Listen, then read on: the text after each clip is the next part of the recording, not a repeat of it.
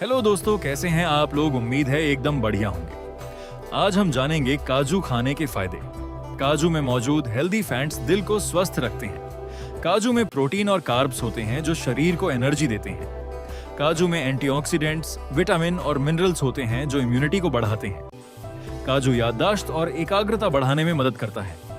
हड्डियों को मजबूती देता है। काजू में मैग्नीशियम और फास्फोरस होता है जो हड्डियों को मजबूत बनाता है।